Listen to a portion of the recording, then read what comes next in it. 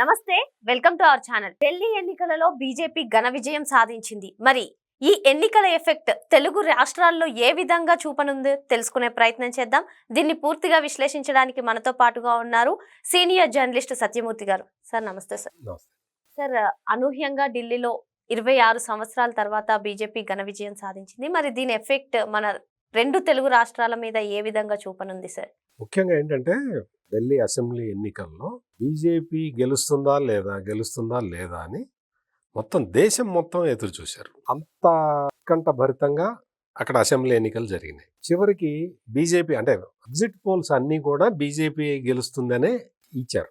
ఒక KK survey అని ఒకటి ఉంది, వాళ్ళు మాత్రం ఆప్ గెలుస్తుందని ఇచ్చారు. మిగిలిన వాళ్ళందరూ బీజేపీ గెలుస్తుందనే ఇచ్చారు. ఎగ్జిట్ పోల్స్ దాదాపుగా నిజమైన ఫిగర్స్ కొంచెం అటు ఇటు అయినాయి. కానీ ఈ లోపల అక్కడ ఢిల్లీలో మాజీ ముఖ్యమంత్రి కేజ్రీవాల్ ఏం చేశాడంటే, మా ఎమ్మెల్యేలను కొనడానికి ప్రయత్నం చేస్తున్నది బీజేపీ అని చెప్పి ఒక పుకారు లేపాడు. అంటే బీజేపీకి మెజారిటీ రావట్లేదు, మా ఎమ్మెల్యేలని కొనబోతున్నది అన్న అర్థం వచ్చేలాగా మాట్లాడాడు అనమాట. మాట్లాడితే ఢిల్లీ లెఫ్టినెంట్ గవర్నరు దాని మీద ఎంక్వైరీకి ఆర్డర్ చేసి అవినీతి నిరోధక శాఖకి ఆ కేసుని ఇచ్చేశాడు. ఇది అంటే ఏంటి అంటే, ఎప్పుడైతే కేజ్రీవాల్ ఆ స్టేట్మెంట్ ఇచ్చాడో, అంటే బీజేపీ గెలవట్లేదు, నేను గెలవట్లేదు, ఇద్దరికి పోటాపోటీగా వస్తాయి సీట్లు, మా ఎమ్మెల్యేలను కొనబోతున్నారు అన్న ఫీలింగ్ ఎప్పుడైతే ఇచ్చాడు అంటే అతను అప్పుడే ఒప్పుకున్నట్టు, డిఫీట్ ఒప్పుకున్నట్టుగా ఒక ఫీలర్ పోయింది. బీజేపీ వాళ్ళు ఏంటంటే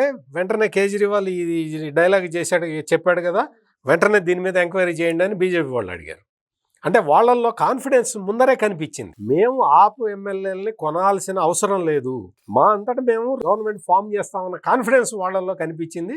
ఆ కాన్ఫిడెన్స్ నిజమైంది. ఇది ఢిల్లీ ఎన్నికలకి సంబంధించిన ఇదైతే మీరు అడిగిన ప్రశ్న దానికి వస్తే, ఈ ఎఫెక్ట్ తెలంగాణ ఆంధ్రప్రదేశ్ రెండు రాష్ట్రాల మీద ఎక్కువ ప్రభావం చూపించడానికి ఆస్కారం ఉంది. ఎట్లా అంటే, ఇప్పుడు ఆంధ్రప్రదేశ్లో డబుల్ ఇంజన్ సర్కార్ నడుస్తున్నది. అంటే తెలుగుదేశం, జనసేన, బీజేపీ మూడు పార్టీలు కలిసి సంకీర్ణ ప్రభుత్వం నడుస్తున్నది, ఎన్డీఏ కూటమి. ఇంకొక వైపు జగన్మోహన్ రెడ్డి ఉన్నారు. కాంగ్రెస్ ఉంది, కానీ కాంగ్రెస్ పెద్ద మేజర్ ప్లేయర్ ఏం కాదు.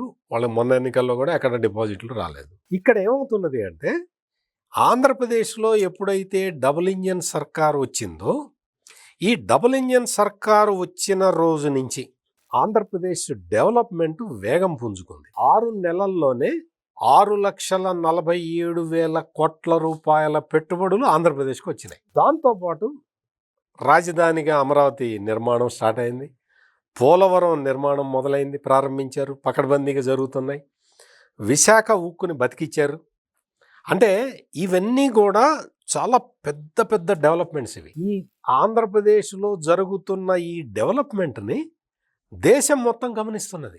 ఇక్కడ గమనించాల్సిన పాయింట్ అది. ఆంధ్రప్రదేశ్లో ఇంత వేగంగా ఎట్లా అడుగులు పడుతున్నాయి, అభివృద్ధి సంక్షేమం వైపు అడుగులు ఎట్లా పడుతున్నాయి, ఎందుకు పడుతున్నాయి, మొన్నటి వరకు ఇది ఎందుకు జరగలేదు, ఇప్పుడు ఎందుకు జరుగుతున్నది అనే చర్చ దేశంలో చాలా చోట్ల జరుగుతుంది. దేశంలోనే కాదు, ప్రపంచ దేశాల్లో తెలుగు వాళ్ళు ఉన్న ప్రతి చోట ఇదే డిస్కషన్ నడుస్తుంది. ఇది ఏంటి అంటే, this is because of double engine సర్కార్ అని ఒక నిర్ణయానికి వచ్చి ఉన్నారు మొత్తం దేశవ్యాప్తంగా ప్రజలందరూ. అందుకనే భారతీయ జనతా పార్టీ కూడా ఢిల్లీ ఎన్నికల్లో ప్రచారం చేయటానికి చంద్రబాబు నాయుడిని పిలిచింది. ఎందుకు అంటే, చంద్రబాబు నాయుడు వచ్చిన తర్వాత 6 నెలల్లో ఇంత డెవలప్మెంట్ జరిగింది, కేంద్రం సహాయం చేసిందని చంద్రబాబు నాయుడు డైరెక్ట్గా చెప్తూనే ఉన్నాడు. కేంద్రం సహాయం చేసింది, ఆయన ఇట్లా 2-3 సార్లు చెబుతూ ఉండేసరికి డబుల్ ఇంజన్ సర్కారు ఎఫెక్ట్ ఏంటో దేశం మొత్తం తెలిసింది. అందుకని డబుల్ ఇంజన్ సర్కారు ఉండటం అనేది ఇప్పుడు మన రాష్ట్రం డెవలప్ చేసుకోవాలంటే మనకి అవసరము అనే నిర్ణయానికి వచ్చున్నారు. ఆ నిర్ణయం ఫలితమే ఢిల్లీ ఎన్నిక. చంద్రబాబు నాయుడు వెళ్ళి అక్కడ ప్రచారం చేసిన అన్ని స్థానాల్లో బీజేపీ గెలిచింది. అంటే ఆ స్థానాల్లోనే కాదు ఎఫెక్ట్, నేను అందుకని ఇందాక చెప్పింది. మొత్తం దేశం మొత్తం కూడా ఆంధ్రప్రదేశ్ మోడల్, అంటే సింగిల్ పార్టీ రూలింగ్లో ఉన్నప్పుడు రాష్ట్రం ఎట్లా ఉన్నది, సింగిల్ పార్టీ అంటే మన జగన్మోహన్ రెడ్డి గారు, ఆయన ఎట్లా నాశనం చేశాడు, ఎంత దౌర్భాగ్య పాలన అందించాడు అనేది అందరూ చూశారు.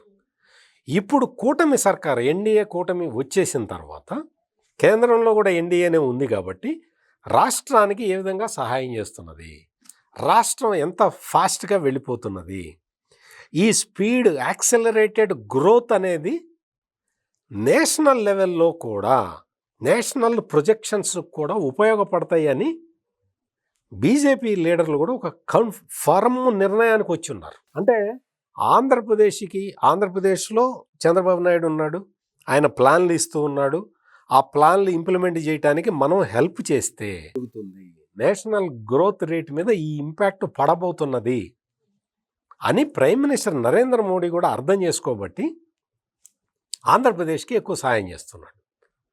ఎక్కువ అన్ని రకాలుగా ఏదైతే ప్లాన్ ప్రకారం చేయాలో ఆ ప్లాన్ ప్రకారం అంతా చేసేస్తున్నారు.